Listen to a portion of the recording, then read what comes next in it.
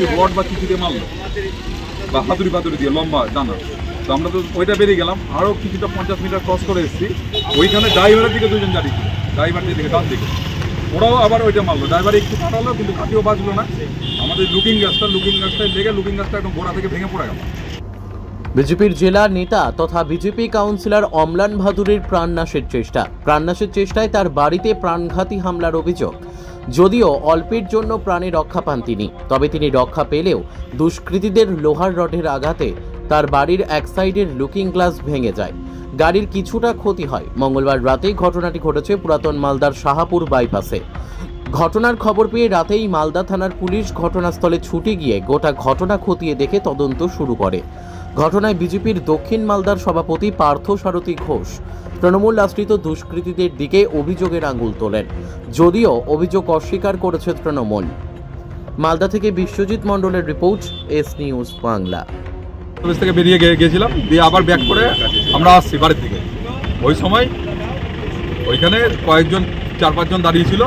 ও আমার বাদিকে একটা রড দিয়ে, বড় রড বা হাতুড়ি কিছু ছিল বড় ডান্ডির, সেটা দিয়ে গাড়িতে ইয়ে করে, কিন্তু ড্রাইভারের সতর্কতার জন্য ওই দিকটায় লাগে না। তার থেকে আরও 50 মিটার পাড়িয়ে গিয়ে আরও দুজন মিলে ওইরকমভাবে দাঁড়িয়েছিল, যারা চার্জ করলো ড্রাইভারের দিকে, কিন্তু ড্রাইভারের না লেগে ওইটা আমার লুকিং গ্লাসটা পড়ে লুকিং গ্লাসটা গোড়া থেকে ভেঙে পড়লো। এবং যেটা মনে হচ্ছে বড় হাতুড়ি, লম্বা টানার হাতুড়ি অথবা বড় রড কিছু একটা ছিল, যেটা দিয়ে এটা করেছে। কি মনে তো একদম মানে মেরে ফেলার মতো আক্রমণ। কেন এই আক্রমণ কেন এটা আমি বুঝতে পারছি না। এখন পলিটিক্যালি হতে পারে অথবা ডাকাতি হতে পারে, কিছু হতে পারে। তবে এইটুকু আমি শিওর, যারা ছিল তারা মদ খেয়েছিল, মারার উদ্দেশ্যেই ছিল, এবং সবাই বাই স্টেপ ছিল এবং গাড়ির পিছনেও দৌড়িয়েছে। তারপর পুলিশকে জানিয়েছেন? আমি আইসি সাহেবকে ফোন করলাম অলমালদা, এবং আমি ওখান থেকে বেরিয়ে এসে, কারণ ওখানে কি অস্ত্র আছে আমি ওখানে দাঁড়াতে পারলাম না, আমি ওখানে এসে যেখানে আমাদের ক্যাম্প আছে পুলিশের ব্রিজের এপারে, ওখানে এসে দাঁড়িয়েছি। কিছুক্ষণ আগেই আমরা একসাথে ছিলাম, কয়েক মিনিটের মধ্যেই খবর এলো যে এরকম প্রাণঘাতী আক্রমণ, আর যেটা একটা স্পষ্ট যে এটা প্রাণ নাশেরই চক্রান্ত। আমরা এটা বারবার দেখছি যখনই নির্বাচন আসছে।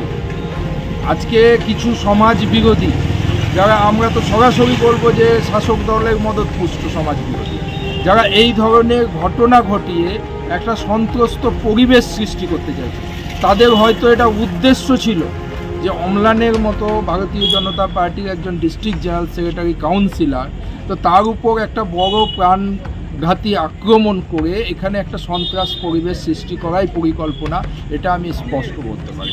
তো আমি পুলিশ প্রশাসন, এখন নির্বাচন কমিশনেরও দায়িত্ব আছে, আমি এর উপযুক্ত তদন্ত এবং যারা দোষী তাদের অতি দ্রুত তাদেরকে গ্রেপ্তার করার দাবি জানাচ্ছি। কি ক্ষতি হয়েছে? তারা একদম সরাসরি প্রথমে যে সাইডে অম্লান বসেছিল তার উপর আক্রমণ করেছে। কোনো রকমের ড্রাইভার সেটাতে স্টিয়ারিং এমনভাবে কাটিয়েছে যে অনেকটা ঘুরে যাওয়াতে সেটা ফলস যায়, আর অপর দিক থেকে ড্রাইভারের দিক থেকে আবার সেই মানে বড় লোহার রড বা বড় এই ধরনের প্রাণনাশ করা যায় এরকম কোনো অস্ত্র দিয়ে আক্রমণ করা, আবার উল্টো দিকে স্টিয়ারিং কাটাতে গিয়ে সেইখানে গিয়ে সেখানকার লুকিং গ্লাস পর্যন্ত আঘাত লাগে, লুকিং গ্লাসটা সঙ্গে সঙ্গে ভেঙে পড়ে যায়। তো এখান থেকে পরিষ্কার যে গাড়ির উপর এমন ধরনের একটা আক্রমণ করা যেখানে এখানে বড় অঘটন ঘটতে পারে।